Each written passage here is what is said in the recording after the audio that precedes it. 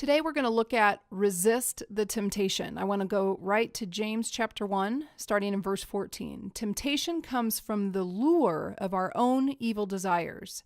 These evil desires lead to evil actions, and evil actions lead to death. So don't be misled. Now, James has some very interesting words here that he's talking about, that temptation is the lure of our own evil desires, something that starts within us, and that if we let those desires grow, then it leads to actions, evil actions, which then, if we just get stuck in evil action, which is sin, that ultimately leads to death, because we're living a life that's not honoring to God. And so what he warns us there in verse 16 is, so don't be misled. Now, temptation comes in every form and every fashion, and it comes within every relationship and every person. And I want to look at it as it pertains to marriage. Here's the bottom line. Marriage has its disappointments. Don't be fooled by your own thoughts. Now, I'm sure many of you listening to this have probably had some difficult times in your marriage, maybe where you felt disconnected from your spouse. Maybe there's been a significant trust event that has occurred that's really shaken the relationship. And you may have been tempted to think about certain things, or think about ending the relationship, or tempted to want to retaliate in some way. And what I want to remind all of us today is to go back to this in James chapter 1 and to recognize that we will be tempted by the lure of our own evil desires, but that we need to fight against them and not to be misled by those feelings and thoughts that might come in. So here's what I want to focus on for us today in marriage. Resist the temptation to first play the victim. Maybe you've had a difficult time in your marriage. Maybe you feel very disconnected. Maybe you feel like your spouse doesn't show you love or care or attention. And so you could be tempted to play the victim and to say, woe is me, and everything's happening to me, and I don't have any way of fixing this, and maybe this is all just a hopeless cause. That's a tempting thought that can mislead you very quickly. You want to resist that.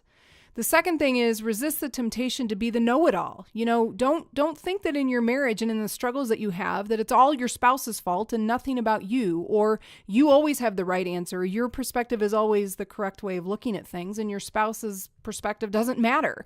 Resist that temptation to want to be the know-it-all. That doesn't do good things in a healthy marriage. And the last thing is resist the temptation to believe the lie that the grass is greener on the other side. I'm sure many of you have thought, maybe we're just not meant to be together. We fight a lot. We're not getting along. He's changed. She's changed. Maybe it'd be better to be single, or maybe there's somebody else out there that better fits my needs. Don't believe that lie. Resist the temptation to think on such thoughts, because again, all of those three things of playing the victim and being the know-it-all and believing the lie that the grass is greener can fool you into making decisions that don't honor God and can easily mislead you in a direction you don't want to go.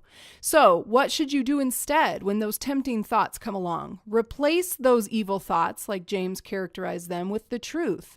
Start with the Bible. Let the Bible inform your perspective. If you're struggling, what are the answers? What does the Bible say? What does it say about divorce? What does it say about the way we should treat people? What does it say about the fruits of the Spirit and who we're supposed to be and how we're supposed to treat people? Reach out to trusted people for counsel. If you're struggling in your marriage, ask for other people's insight and wisdom. Let them weigh in on it.